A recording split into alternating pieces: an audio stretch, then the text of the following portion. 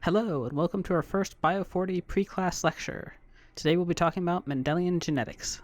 While humanity has been intuitively exploring genetics since the invention of agriculture, the formal study of the subject did not exist until the mid-19th century. An Augustinian monk named Gregor Mendel established the field after spending a decade carefully studying the inheritance of traits in peas. Prior to his work, modes of inheritance were poorly understood. The predominant model was blending, wherein the traits of the parents are mixed in the offspring, leading to an intermediate appearance. And just like when you blend foods, you never get the original parts back. For example, if you mate a red flower with a blue flower, you would expect only purple offspring, and continued breeding of the purple flowers should always yield more purple flowers. You would never see the original red and blue colors again. Mendel's success in understanding a field that remains such a mystery, despite being of such huge importance to our species for thousands of years, is a testament to his abilities as an experimentalist. He kept very good records of his work and dealt with huge sample sizes in the hundreds of thousands. He recorded his results quantitatively, not just noting the traits that he saw, but the specific number of times each trait appeared in each generation. Mendel's choice of experimental system was also important for his success. The pea plant grows well and fairly quickly, allowing Mendel to observe many generations of plants in a relatively short time span. Additionally, pea plants are capable of both self and cross-fertilization. In self-fertilization, the anthers, which produce pollen, grow until they reach the stigma. The pollen then travels to the ovaries and fertilizes the eggs. For cross-fertilization, you need to remove the anthers before they reach the stigma, then collect pollen from another plant and bring it to the stigma of that first plant. Mendel utilized both of these approaches in his research. Following fertilization, each plant produces a large number of offspring, allowing a great deal of data to be collected without needing acres and acres of space.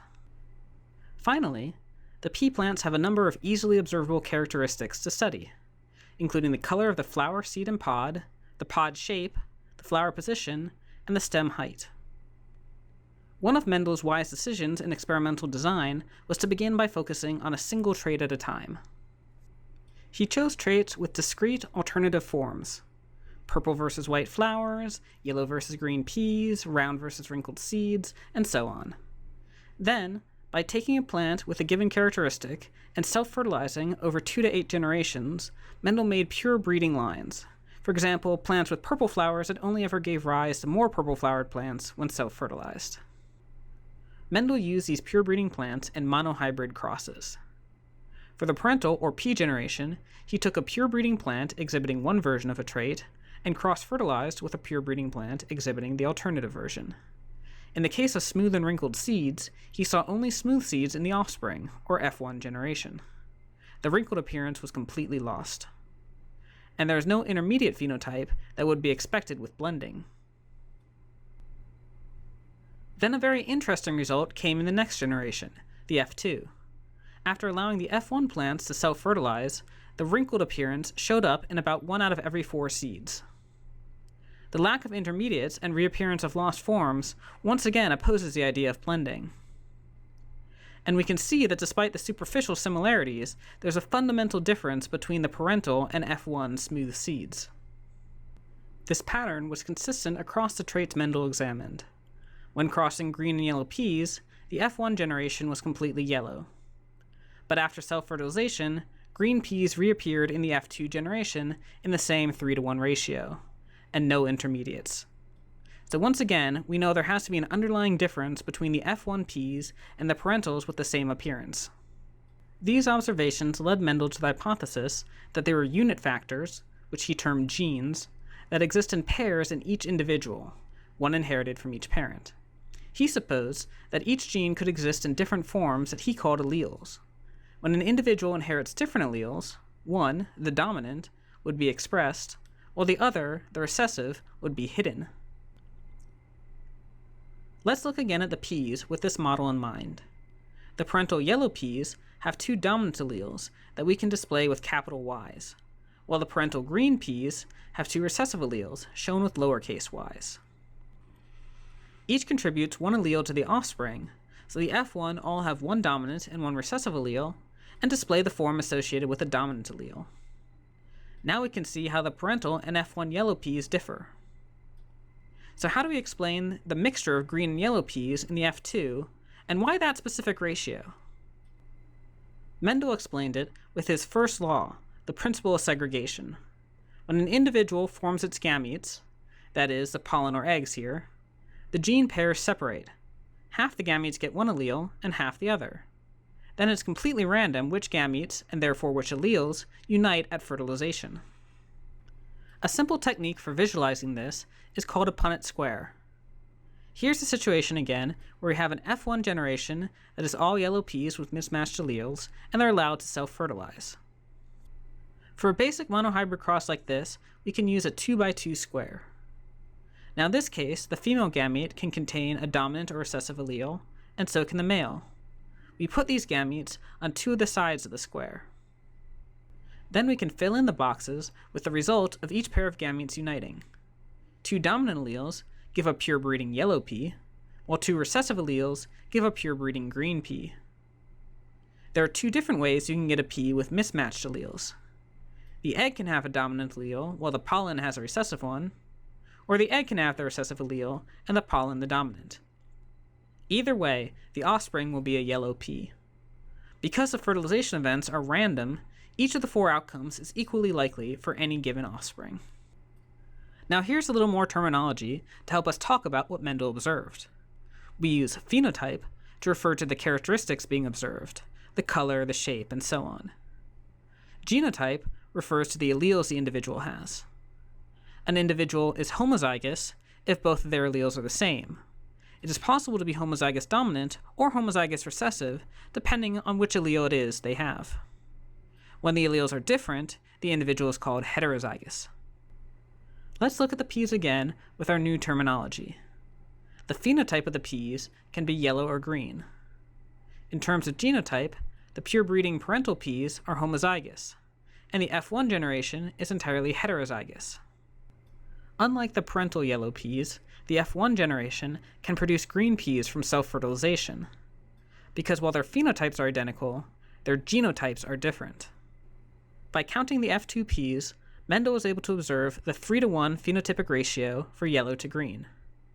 And with our Punnett square, we know that for every 4 peas, 1 should be homozygous dominant, 2 heterozygous, and 1 homozygous recessive, for a genotypic ratio of 1 to 2 to 1. But we can't look at the peas and tell the genotype, so how can we tell if this predicted ratio is correct? The hallmark of a good model is not just that it explains all previous observations, but that it can generate testable predictions. And if Mendel is right about this 1 to 2 to 1 genotypic ratio, he can predict what will happen when he performs a self-cross on the F2 generation. All of the green peas should be true breeding, as will 1/3 of the yellow peas, the homozygous dominant ones. But 2/3 of the yellow peas, the heterozygous ones, should behave like the F1 generation, producing a mix of yellow and green peas at a 3-to-1 ratio. Here is a visual representation of this hypothesis. And if it's correct, the pattern should repeat itself through future generations. Mendel indeed tested his hypothesis this way, taking 600 yellow peas from the F2 generation and allowing them to self-fertilize. 399 of those plants yielded the mix of yellow and green peas as predicted from a heterozygous plant, while 201 were pure breeding homozygous plants, almost a perfect 2-to-1 ratio. And this pattern didn't just hold up for seed color. Mendel saw nearly perfect ratios for all the traits he described. In fact, many people wonder if the data might be a little too perfect, but that's a question for another time. So that method Mendel used of identifying genotype by self-fertilization is easier from a labor standpoint, but the better approach in general is the test cross. That is, cross-fertilizing the unknown with a homozygous recessive individual. If the unknown is homozygous dominant, all offspring will be heterozygous and have the dominant phenotype. If the unknown is heterozygous, half the offspring will be heterozygous with the dominant phenotype, and half homozygous recessive with the recessive phenotype. With a good understanding of the inheritance of single traits, Mendel next started following multiple traits at once. We'll start by crossing a yellow round pea with a green wrinkled one. Each can only produce one type of gamete, so the F1 will be all heterozygous for both genes. These are known as dihybrids. But what will happen if we allow them to self-cross? If the parental alleles always segregate together, we should only see yellow round and green wrinkled peas. But if they're independent, we could get phenotypes that are not present in either parent. Indeed, Mendel saw green round and yellow wrinkled phenotypes that were not seen in the pea generation. These phenotypes are called recombinant, while the phenotypes present in the pea generation are called parental. Mendel recorded 315 yellow round, 108 green round, 101 yellow wrinkled, and 32 green wrinkled peas. This is close to a 9 to 3 to 3 to 1 ratio.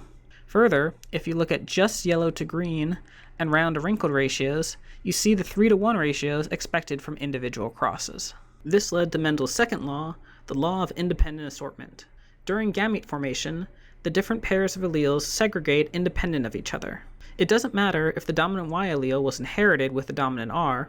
When the gametes form, that Y allele has an equal chance of being with a dominant or recessive R allele. So for 2 genes, there are 4 possible gametes that could form, and each has an equal chance of forming. Let's use a Punnett square to evaluate how this model predicts the phenotypic ratio of the F2 offspring. Again, we put all possible male gametes along one edge and female gametes along the other. So we're up to a 4x4 square, which is getting large but not too unmanageable. Then we fill in the cells with the genotypes of when the gametes combine. Of the 16 cells, we see 9 have at least one of each dominant allele to get a yellow round phenotype. 3 are homozygous recessive for Y, but have a dominant R allele to give us green round peas, while another 3 are yellow and wrinkled, having a dominant Y allele, but being homozygous recessive for R.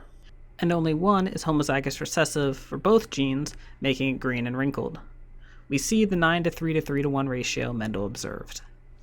To look at more than 2 traits at once, we'll need some additional tools that we'll discuss in class. And next lecture, we'll talk about how Mendel's laws can be observed in humans.